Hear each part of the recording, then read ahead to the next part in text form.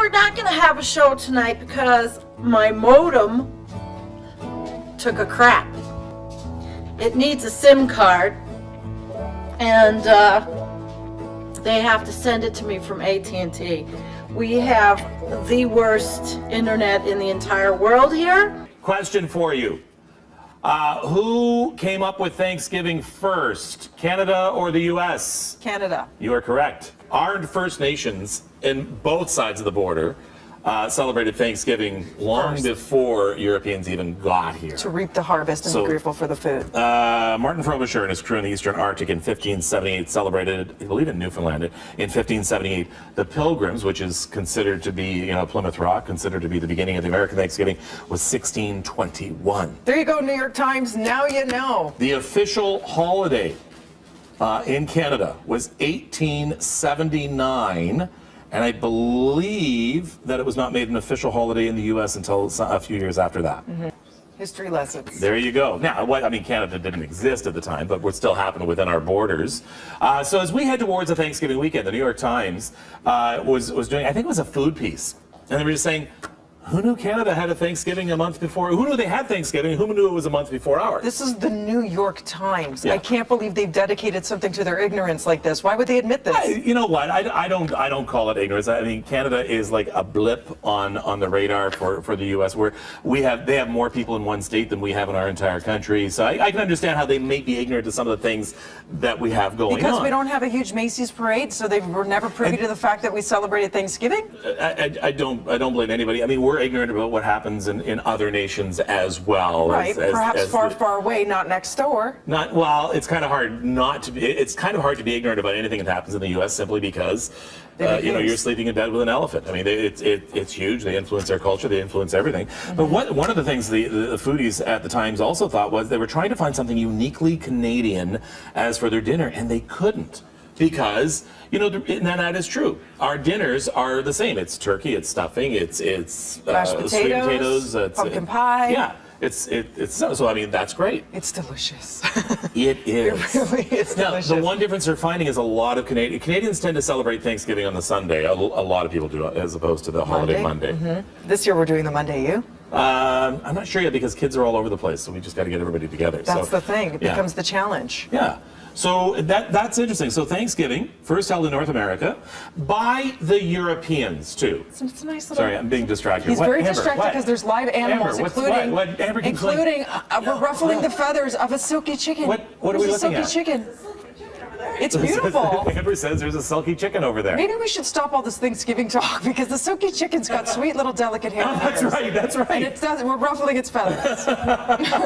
It really is beautiful. Look at the hair on this beautiful chicken. Am I right too? We're gonna have a kangaroo come in a little bit as well. I also hear we're gonna have. You've heard of a guinea pig? We're gonna have a mini pig, a mini pig. So it's not just a mini pig, and it's not just a micro pig. It's a micro mini pig. But listen to the chicken.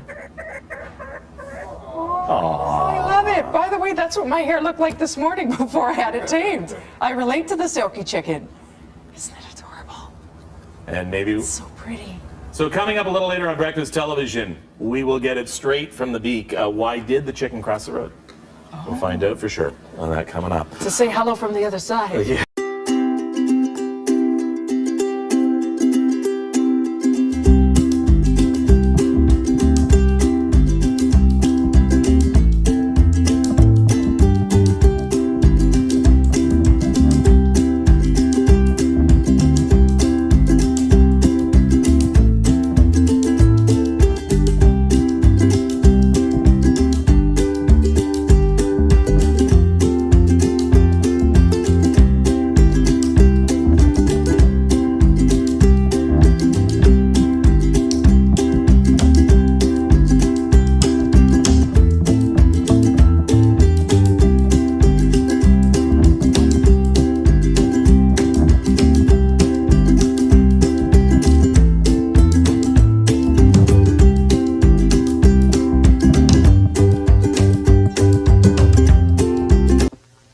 Hi, perhaps you recognize me. It's your favorite president. I got back a day ago from Walter Reed Medical Center. I went in, I wasn't feeling so hot. And within a very short period of time, they gave me Regeneron. A short 24 hours later, I was feeling great. And that's what I want for everybody. If you're in the hospital and you're feeling really bad, Regeneron. We have hundreds of thousands of doses that are just about ready. You're going to get better. You're going to get better really fast. Regeneron. Because I feel great. I feel like perfect. I want to get for you what I got. Regeneron. And you'll see some amazing things happen. You're going to get better. You're going to get better fast, just like I did.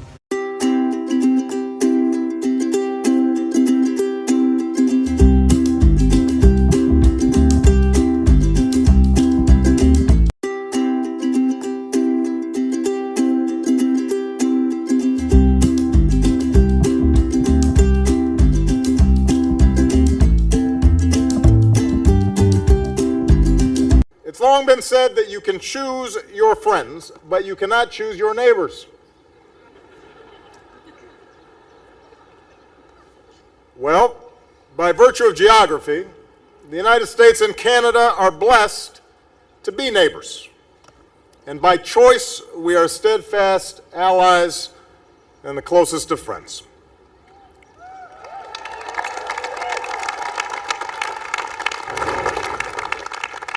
The truth is, though, we don't express this enough, in part because of our national characters. Our Canadian friends can be more reserved, more easygoing. We Americans can be a little louder, more boisterous. And as a result, we haven't always conveyed how much we treasure our alliance and our ties with our Canadian friends. Now, I don't want to gloss over the very real differences between Americans and Canadians. There's some things we will probably never agree on. Whose beer is better? Who's better at hockey?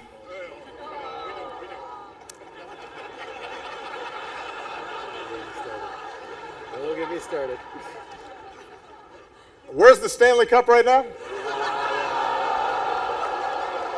Speaking of exports, we know with certainty that there's a high demand for Canadian goods down here.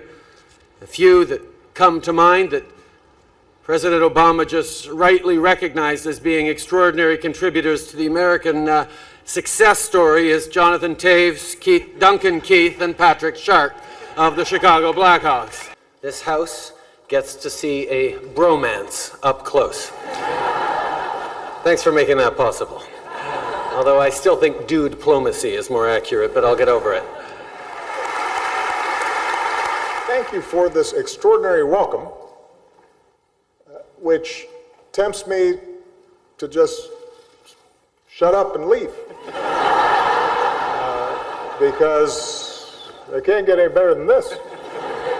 So Canada was the very first country that I visited as president. It was in February. It was colder. I was younger. Michelle now refers to my era as the Great White North.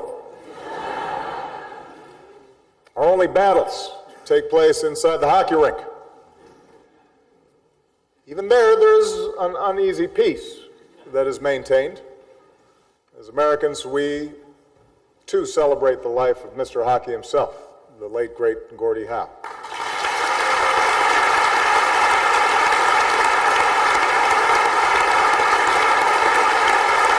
Just as Canadians can salute American teams for winning more Stanley Cups than the NHL.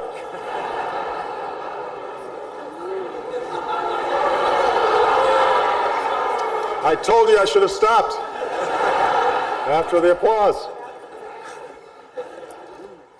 Our relationship is so remarkable precisely because it seems so unremarkable. Which is why Americans often are surprised when our favorite American actor or singer turns out to be Canadian.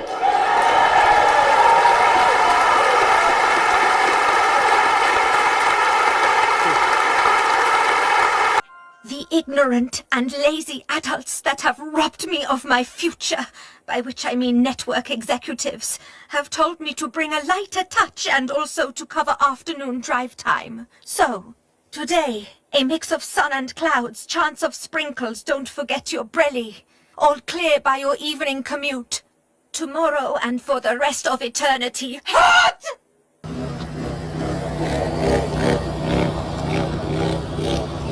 Now, to you guys that live in the country, this might look pretty normal. This is Chicago. We don't see this a lot in Chicago.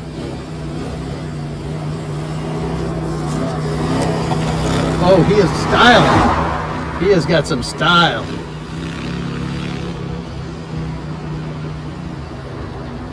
He's having a ball. Hey, smelling easy maintenance. Hey, cheap on petrol. Safety, four new bricks. British made. Small on the outside, big on the inside. Don't get where the flag's planted.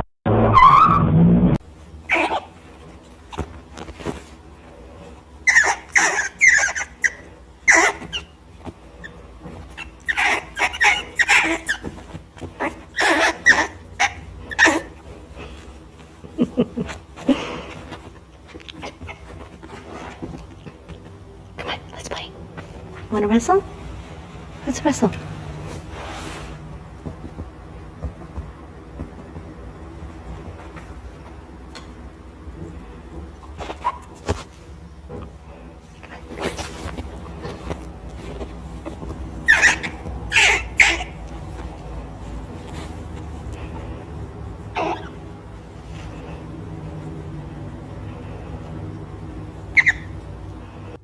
If we forget what we did, we won't know who we are. I'm warning of an eradication of the American memory that could result ultimately in an erosion of the American spirit. Let's start with some basics. More attention to American history and a greater emphasis on civic ritual. And let me offer lesson number one about America. All great change in America begins at the dinner table. So tomorrow night in the kitchen, I hope the talking begins.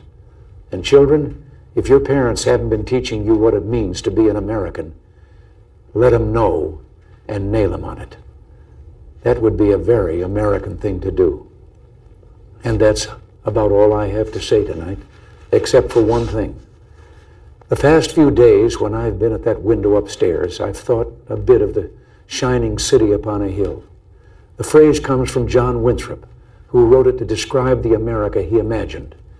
What he imagined was important because he was an early pilgrim, an early freedom man. He journeyed here on what today we'd call a little wooden boat.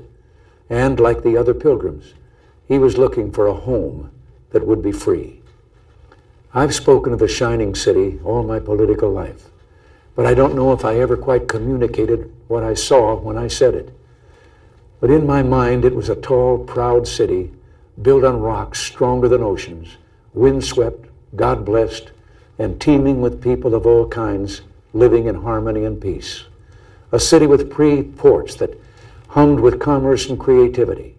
And if there had to be city walls, the walls had doors, and the doors were open to anyone with the will and the heart to get here. That's how I saw it and see it still. And how stands the city on this winter night? More prosperous, more secure, and happier than it was 8 years ago. But more than that, after 200 years, 2 centuries, she still stands strong and true on the granite ridge, and her glow is held steady, no matter what storm. And she's still a beacon, still a magnet for all who must have freedom, for all the pilgrims from all the lost places who are hurtling through the darkness toward home. We've done our part, and as I walk off into the city streets, a final word to the men and women of the Reagan Revolution, the men and women across America who for 8 years did the work that brought America back. My friends, we did it. We weren't just marking time, we made a difference. We made the city stronger, we made the city freer, and we left her in good hands. All in all, not bad. Not bad at all. And so, goodbye, God bless you, and God bless the United States of America. This is a Cat in a Box production 2020.